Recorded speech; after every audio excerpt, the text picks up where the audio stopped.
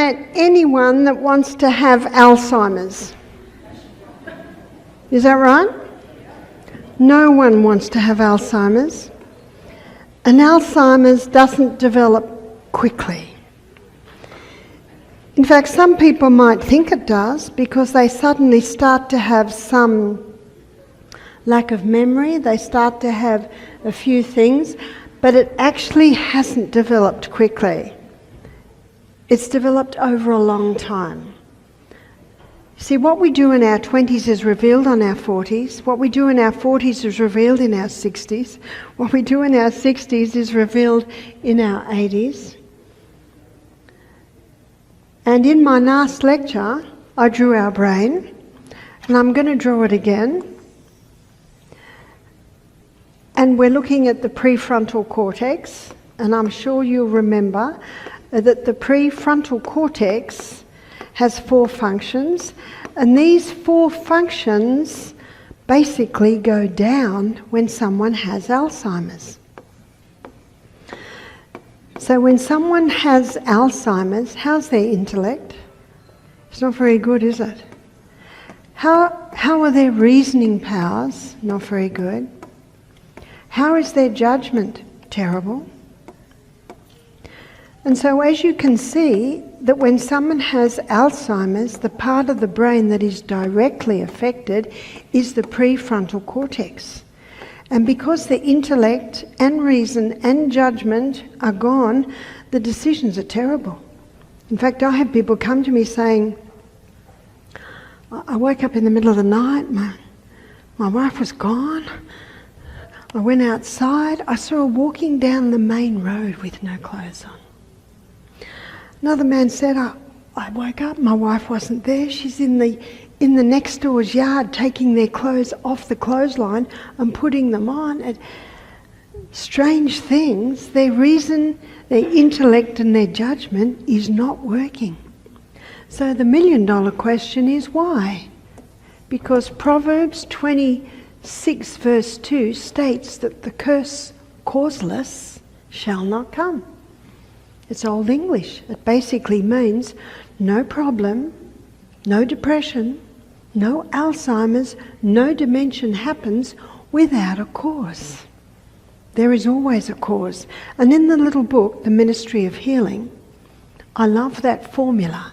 She says in the case of sickness, the cause should be ascertained. This is on the 2nd page in the chapter, The Physician, the Educator.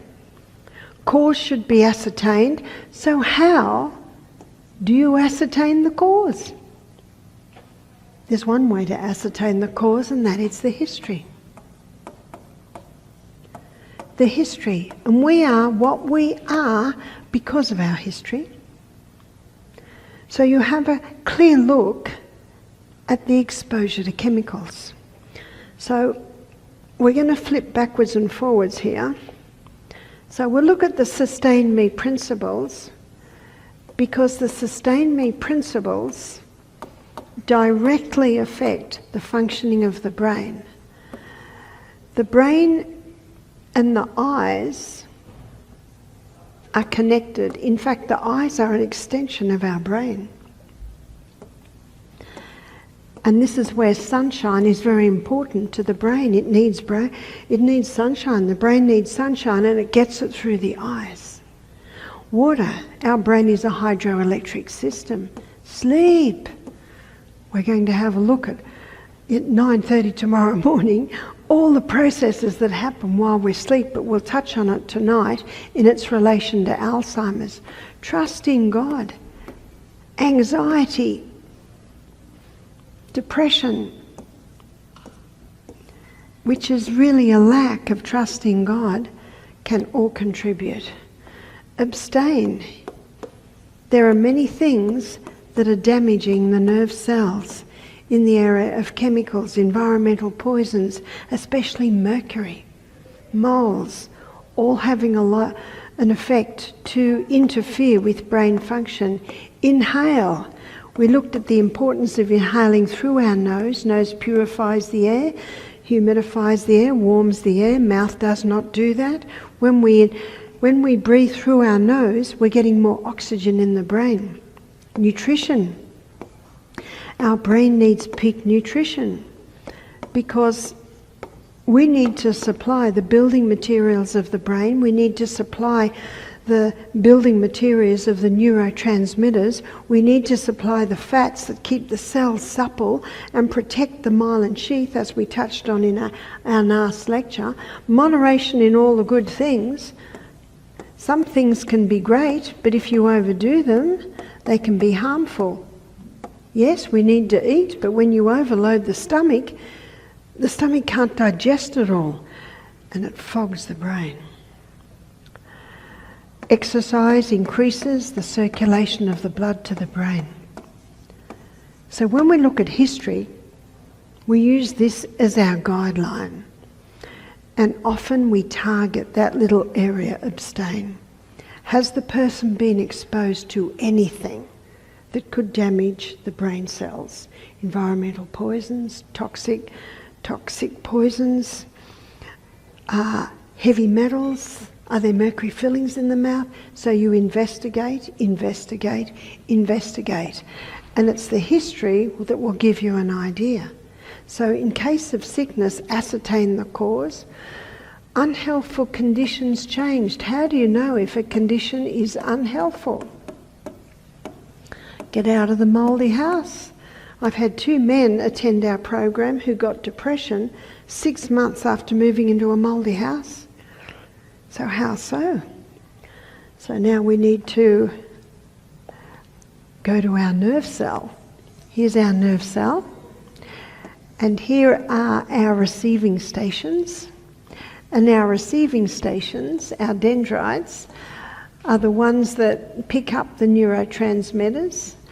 They encapsulate them, send them down the arm, and then they go into the little boutons. These are the boutons.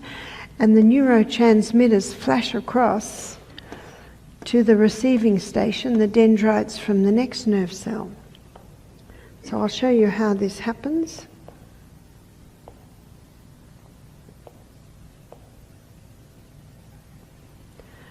So here are the little neurotransmitters. They come in, they're encapsulated, they're sent down the arm into the little boutons, and then they're released out from the boutons to the next nerve cells. That's basically how it happens. And those neurotransmitters can be travelling anywhere between 200 and, shouldn't be read, 200 and 200 miles an hour. And in a crisis, that's about 200 miles an hour. So when it says unhealthful conditions changed, say there is a mouldy house, remember that when oxygen is present in the nerve cell, it's going to give us 36 units of energy.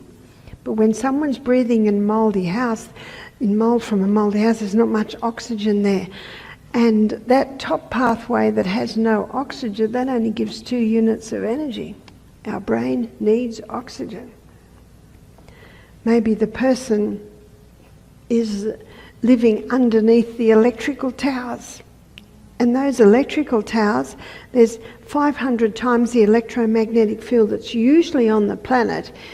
That's how much it's increased under the electrical towers. It used to be that houses weren't allowed to be built under those electrical towers. But if you noticed, in some housing estates, they're there.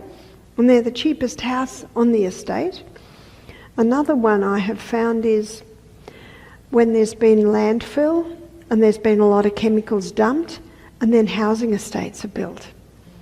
And then you'll find that in every house there's sicknesses. Some houses, Alzheimer's, some houses depression, some houses cancer, some houses what they call autoimmune diseases, somehow, you see, arthritis, people react in different ways. That's why you can never be absolute on the cause. There are some common causes, but there are also differences in every case. Unhealthful conditions changed, wrong habits corrected. How do you know what the wrong habits are? You go through those laws of health. Are you drinking adequate water? Are you getting sunshine every day? Are you going to bed early? What sort of food are you eating? So that's how you ascertain whether habits need to be changed. And then nature is to be assisted. And we're going to have a look at this bit. And we're going to have a look at what can be taken to assist in the treatment of Alzheimer's and also the prevention. So you always look at the history. Symptoms are your body saying, excuse me, there's a problem and I need you to do something.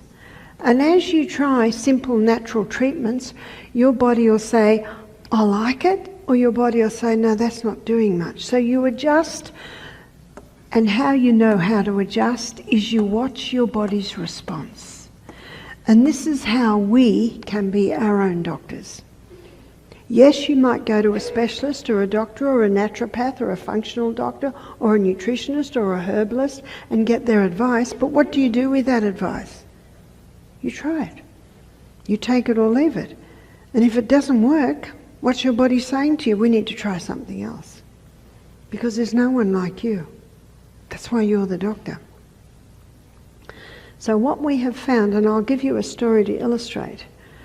We had a lady who lived with us for many years. She actually approached Michael, her name was Anne, and she said, Michael, I want to build a house on your property. So when I die, it's yours, but you look after me.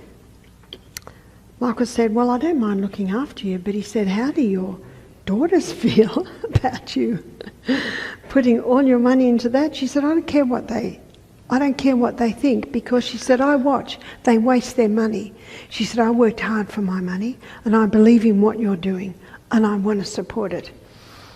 Well, it eventually came about. Michael spent a lot of evenings talking to her children, her daughters and their husbands.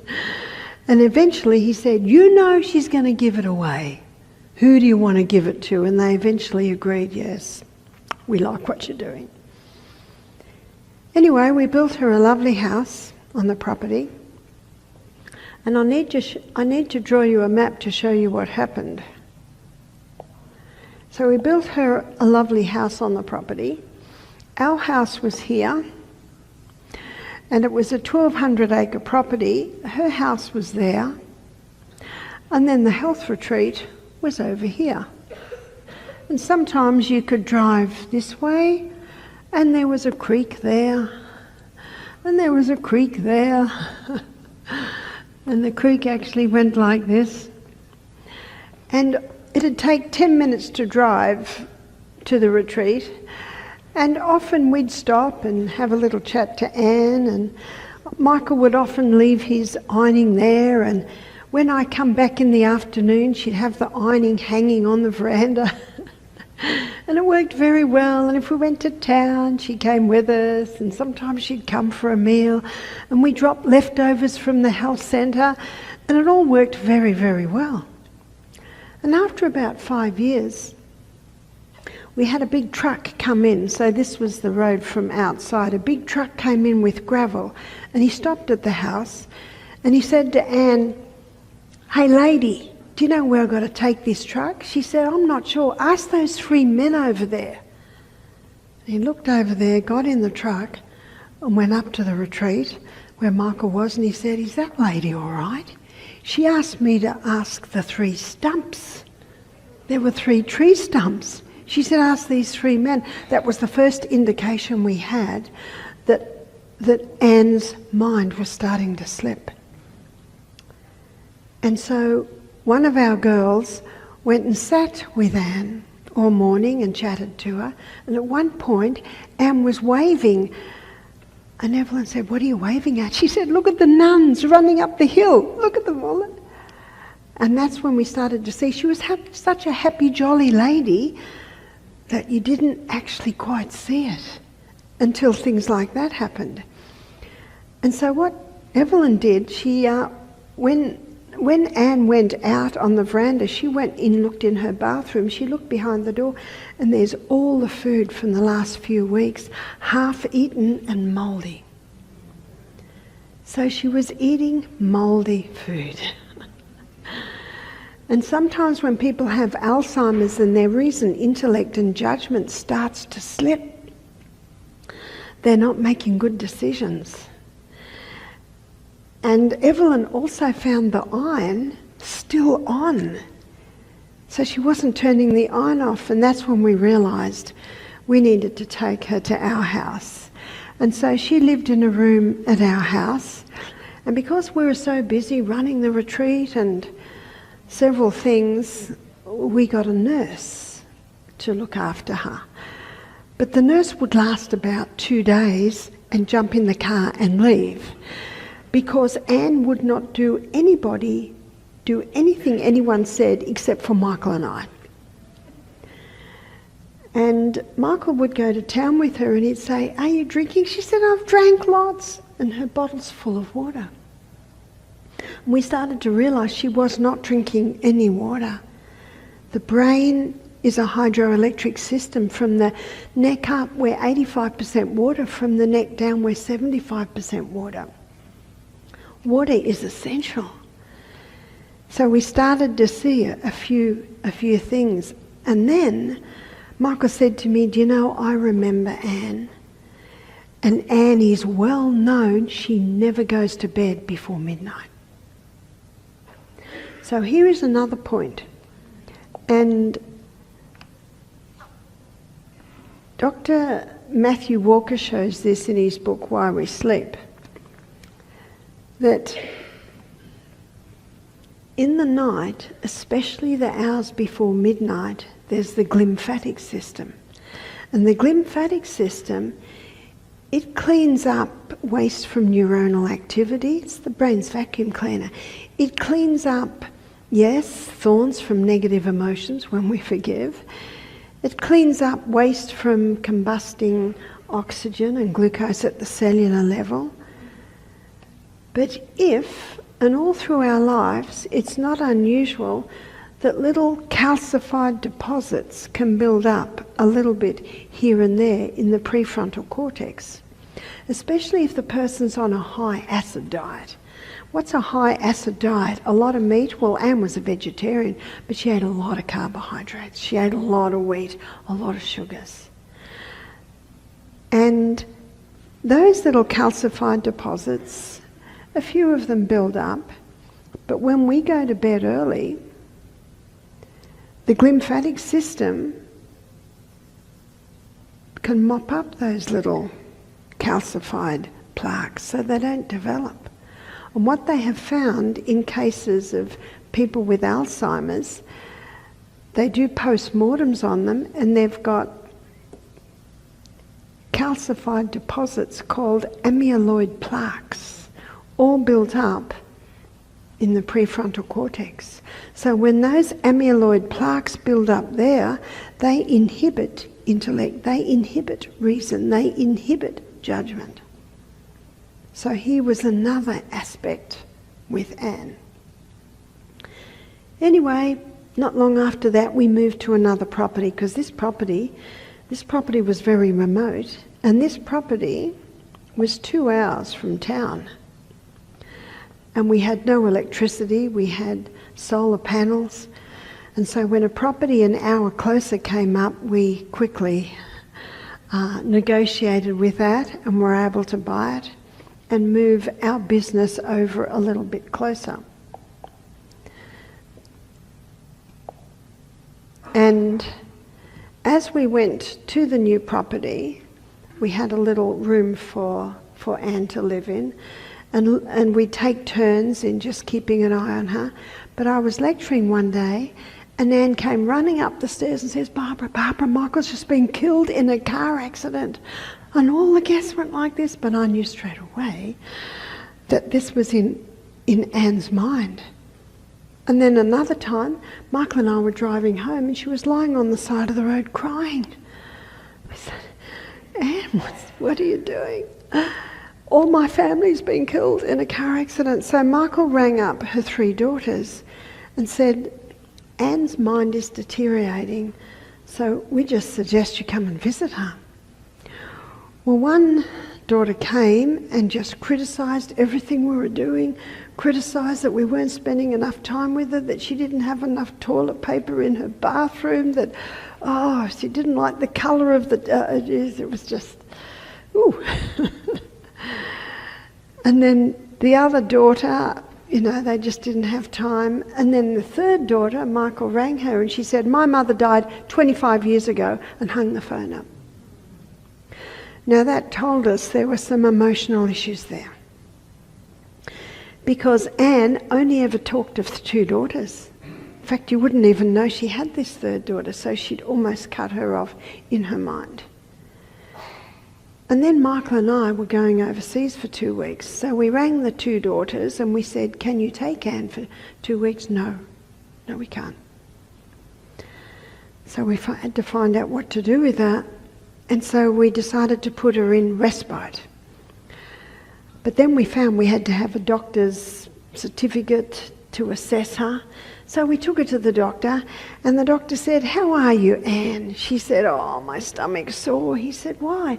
She said, every time I go out the front door, my sister-in-law shoots me and my stomach's full of bullets. And she would say it as if it was just a totally natural thing. And that's when we realised here was another emotional factor. She loved her brother, Roy. And her poor sister-in-law, who was a lovely lady, could never do anything right. So see, there's another emotional tension there. So we're starting to see what you call glitches in the army. We're starting to see, this is why this is your guideline. This will tell you where the problems lie. So we easily got her into a respite place, and we'd say to her, and we're just going to leave you in this accommodation, that's what we called it, just for 2 weeks. And, they do your hair and you go on bus trips. She said, can't my daughters take me? Oh, they're busy. Unfortunately, they can't. So we took her there. She went in and she said, this is an aged care facility. We said, Audrey, Anne, it's not long. It's not long. It's just until we get back. We're so sorry. We'll ring you every day. We'll ring you every day. So we left feeling terribly bad. And we rang a few hours later. How is she? Oh, she's laughing. She's found a couple of ladies she's become very good friends with. We rang every day and we found out that she was doing very well and she was quite enjoying it. So 2 weeks we flew in. We went straight to pick her up. And we said, how did you enjoy it, Anne? She said, it's very good. And she said, in fact, I don't want to go home with you. We said, oh? She said, no, you don't do my hair every week. They come and do my hair every week. You don't take me on bus trips twice a week. I'm staying here. We actually thanked God because we just didn't know what to do. And she'd had, I'd say, nearly 10 years with us. And it had been good. The last year had been difficult. And as anyone who's had an elderly relative with dementia, it's very, very difficult to look after them because it almost needs 24-hour care. We would go and visit her twice a week. The staff would go and visit her. Michael would take her shopping with him. And so we did much. And she said, Michael, I want you to spend all my money. She said, I just want you to leave enough to cover my funeral. And then she was there for about 2 years and we found out that she was in a coma. We discovered that she had a tumour and it had blocked off her colon, so she was in a coma. We also discovered they called her the ice cream queen. She just lived on ice cream. Now, Anne, when she was younger, was very, very fussy on not eating things like ice cream. But you know, when someone's got dementia and their reason, intellect and judgment goes to this point, it's very difficult to get a turnaround. Anyway, we're thankful that she passed within the next week. I think she was in her late 80s when she finally passed. But it's an illustration to show, and many people would say, how could that lady have dementia? She lived at your retreat. That is true. But when you have a look at this guideline, you start to see Anne did not like the sunshine. She never went out there. She said, no, I'll just get burnt.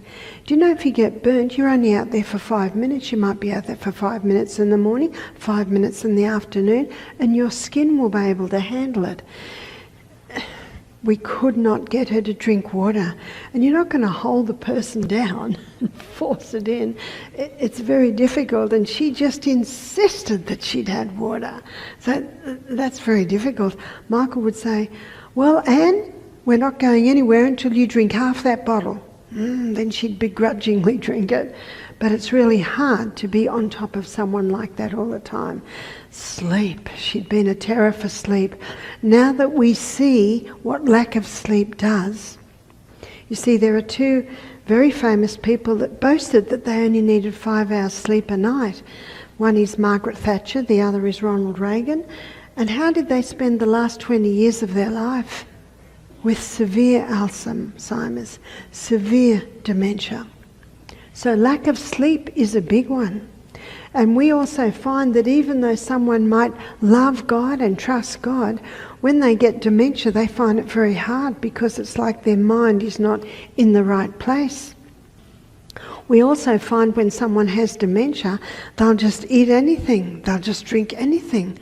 Like Anne, in her latter years, she ate and drank things she would never have considered in her right mind. So it gets in this vicious circle. Nutrition wasn't very good at all.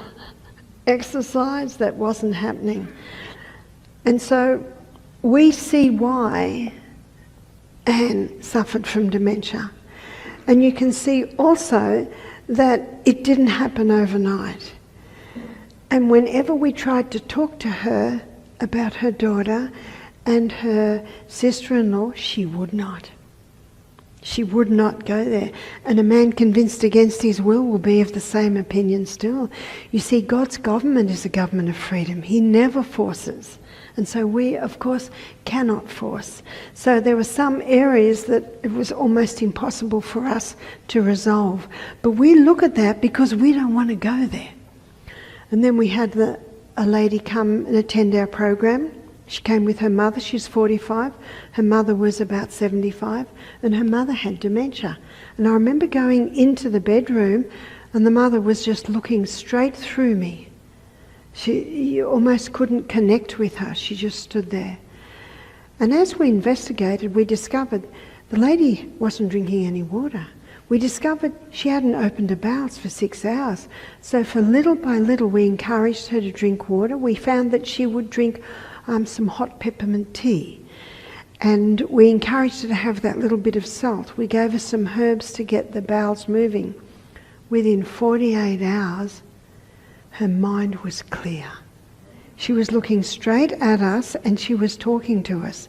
And on Wednesday night, when we did the poultice demonstration, she was telling us about all the things that her mother did to her when she was a little girl.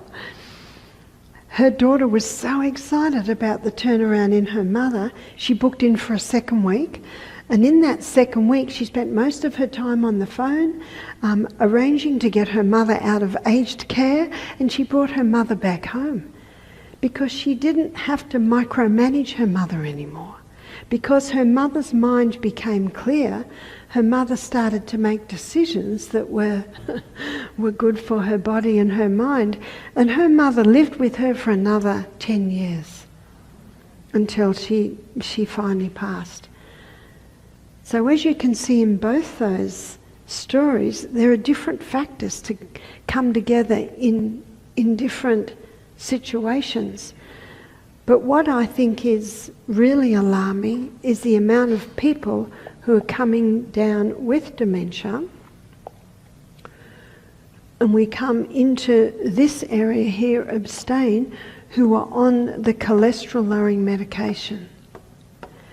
Because the side effect of cholesterol-lowering medication, we'll just call them the cholesterol meds, the side effect is Alzheimer's and dementia. How many in aged care facilities are showing Alzheimer's and dementia who are on the cholesterol-lowering medications. And as I showed you, when we looked at the heart, cholesterol is not the cause of heart disease. The cause of heart disease is damage to the arterial walls. And because the damage is happening to the arterial walls, the liver releases cholesterol to actually patch up the holes. So to say that cholesterol causes heart disease is like saying the fire trucks are causing the fire. Now, what we should be asking, if there is cholesterol build-up, why? Why is the body doing that? Because it doesn't do it for no reason. And so to come in with cholesterol-lowering medications actually is not helping the problem, because our body needs cholesterol. And one of the reasons our body needs cholesterol is that this little fatty sheath around the nerve cell is predominantly cholesterol. You see, cholesterol plays a protective role. And that's why I mentioned earlier, if someone's on a fat-free diet, they've got mercury fillings in their mouth, they're having the flu injection every year which has mercury in it, they're eating fish every day, and maybe on top of that they're not drinking enough water, and on top of that they're going to bed at midnight every night, there's a recipe for dementia. That's a recipe for Alzheimer's. But for some people, they might react in something like Parkinson's. Parkinson's, Alzheimer's, dementia, Huntington's chorea, multiple sclerosis are all indications of damage to different parts of the nerve cell. So then the question is, well, what's caused the damage?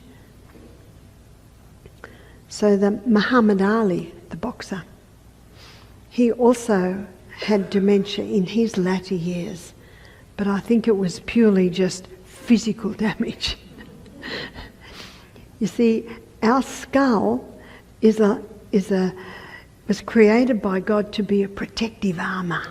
Notice with our skeletal system, it is an internal structure causing us to stand upright. But when it comes to the head, it becomes an external structure, protecting the most delicate and yet most important organ in the body, which is headquarters, which is the brain. But around that brain there are 7 layers of fascia. What's fascia? It's balloon-type material, and in between each layer of fascia there's fluid. So if we do fall, and I had a crash a few nights ago, and yes, I was encouraged to get a CT scan just because it was right at my temple where it's quite thin there. And the CT scan showed that my brain's working very well and there is no damage. So some of my close friends were a little bit concerned. I said, oh, righto. And it showed that there was no damage because there are 7 layers of fascia and there's that fluid around. But if that happened to me every single day, day after day, after week after week, after month after month, after year, then that protective covering would actually start to be the cause of damage. There's a movie/documentary called Concussion. I don't know if you've seen it, but it's a true story on football in America. And the leading actor, I think it's Will Smith that plays it, he does a post-mortem on a famous football player that took his life. I think he was in his 60s. He was hearing voices and getting noises in his brain that he couldn't bear it, and he'd gone to test after test after test, but it showed that there was nothing wrong. So coming away and being told there's nothing wrong with you, that's very frustrating. And so what Will Smith, who was a neurologist, did, he opened his brain, but what he did was he spliced up the brain. And when he spliced it up, he started to see all the little scar tissue, all the damage that those other tests hadn't picked up. And when he revealed this scarring in this famous football's brain, do you know, Football America rose up, they closed his clinic, he lost his job, he actually had to leave the country. And one of the team on on the organisation that rules that in the football. 10 years later, same thing happened to him. He was getting noises, voices. He could not rest, he could not sleep. He took his own life. And he left a paper there. He wanted this neurologist to do a post-mortem on his brain. And he did, and he found the same thing. And it was because of that, it was revealed. Do you know it's often called football migraine? But everyone knows it's damage to the brain. And I know in Australia there's rugby league, and you know they do scrums where they've got their heads down and they're barging against each other in their scrums. And sometimes I'll see a footballer just walking around the field like this. It's just been one tackle too many. I don't know, I don't watch football, but sometimes if you watch the news, you've got to look through the little shorts on the sports to get to the weather. And sometimes you'll see a tackle and you'll think, oh, how do they survive? They survive 1 and 2 and 3, but the damage, bang by bang's being done. And so that's what basically is with Muhammad Ali. It was just too much damage on the brain. And so the damage in the brain can be caused by various things. But I'm sure if Ronald Reagan and Margaret Thatcher had known what I'm going to show you tomorrow night and what I touched on tonight, that the vacuum cleaner system that is the most active in the early part of the night, made up of glial cells, one of its roles is to clean up any little amyloid plaques that might start to surface in the early parts of the night. So going to bed early protects the brain against that happening. And so to prevent Alzheimer's, we need sunshine every day. We need to keep well hydrated. And to help with hydration, we have the whole salt before every glass of water, just a tiny little crystal. To prevent Alzheimer's, we make sure we go to bed early. And I showed you in the last lecture how you can rewire your brain. One lady said, I go to bed at midnight every night, and I know that if I lay down at 9 o'clock, I'm not going to sleep. So you know what she did? She started to go to bed at 11:30. 2 weeks later, she started to go at 11. 2 weeks later, she started to go to bed at 10:30. 2 weeks later, she started to go to bed at 10. And little by little, she trained her brain back into sleep. But I'll show you in more detail tomorrow. Abstain. If you stop cholesterol-lowering medications tonight, tomorrow you will have a side effect. Your memory will return. It's one of the side effects, memory loss. There is absolutely no danger in stopping the cholesterol-lowering medications immediately. In my book, Sustain Me, I've got a chapter, it's called Love Your Heart with All Your Heart. And at the end of that chapter, I list all the books, the Great Cholesterol Con, the Great Cholesterol Lie, the Great Cholesterol Deception, Great Cholesterol Hoax, Great Cholesterol Myth. We're running out of names. I'm not a doctor, but they've all been written by doctors and specialists that are blowing the whistle on it. That's why we need to know for ourselves. That's why God gave us this brain, this prefrontal cortex, reason, intellect and judgment, so that every decision we make be made according to that, because our decisions determine our destiny. So there are some things that absolutely must stop. If you're a coffee drinker, my suggestion is start easing off it. Ease off it little by little by little.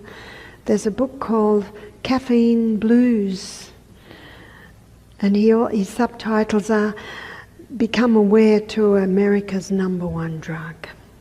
That's what he calls it. When a person has a cup of coffee, it's like they've created a crisis in the body. That's why they like it. It just gets my brain going, just makes me feel good. That's right, it's created a crisis. People say to me, do you drink coffee, Barbara? I say, no, I just watch the people suffer. day one at our health retreats. People suffer more from caffeine withdrawals than any other withdrawal. We've had people come off methamphetamines, which is ice, heroin, methadone, alcohol, cigarettes, marijuana. No one suffers like the coffee drinker. I'm talking about short term. They recover quicker. Usually by the third day they're feeling very good. But those other addictions can take a little bit longer. That's how I know that the 2 days on juicing, the sweating, the steam baths every afternoon, it's a great way to detox, to get off stimulants. So it's important to stop anything that's interfering with brain function. Wheat gets the blood sugar level up high and then a corresponding dump. Sugar and wheat both do that, the hybridised wheat. And our brain wants a steady, consistent delivery of fuel. That's when your prefrontal cortex works well. But the quick highs, producing the lows, then the highs again, no, that interferes with proper function of prefrontal cortex. Inhale through the nose so your brain cells get more oxygen. When you give the body full nutrition, it can prevent Alzheimer's. And what they're showing now is another contributing to Alzheimer's is lack of B vitamins. B vitamins are often called the brain vitamins. So where do we get our B vitamins? Our raw nuts and seeds are probably the highest source. Also some in your whole grains and legumes. So your B vitamins are your brain vitamins. That helps to protect your brain. What also helps protect the brain is fat. What's also important for the B vitamins to function is minerals. And you get your minerals in your dark green leafy vegetables and also your Celtic salt. So once again we get to the 3 essential nutrients: fibres, proteins and good fats. Moderation in all the good things. If you overeat, I can tell you right now, you'll be falling asleep all afternoon in the office. You want a sparky brain? Don't overeat. Exercise increases the circulation of the blood to the brain. And so these sustain me principles will sustain us and protect us from Alzheimer's. That's the good news. But there's one more aspect of exercise, and that is exercising the brain. Challenge it. Learn new things. We should be learning new things right up until the day we die. A.A. Milne, the poet, he said, "The world is full of so many things, we all should be as happy as kings." So it's learning new things. My husband learnt to fly a helicopter. I think he grew a lot of new dendrites in that time because he learnt to fly a manual, a Bell 47, and he told me that you have to do 5 different things at once. The right foot, the left hand, and the right hand is doing 2 things. Whew. I think when he learnt to fly the helicopter, he grew a lot of extra dendrites. Every time we learn something new, we develop more dendrites. You know, God designed the human body with an incredible capacity. He designed the brain with an incredible capacity. And it was never God's design that we human beings spend the last 10, 20 years of our life with Alzheimer's or dementia. That is not God's design. God's design is that we have an abundant life. He said, "I've come that you might have life, but have it more abundantly." So we can do much to prevent Alzheimer's by implementing these simple lifestyle changes, making sure we do get daily sun, that we're well hydrated, that we can train ourselves back into more sleep. I did. I'll show you how I did it tomorrow morning. Trust in God. He's worthy to be trusted. He's faithful.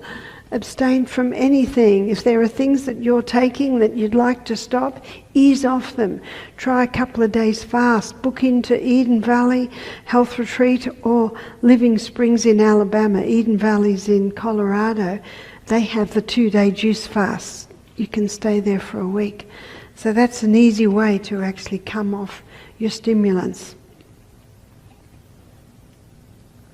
Start looking at more nourishing food, eating breakfast like a king, lunch like a queen.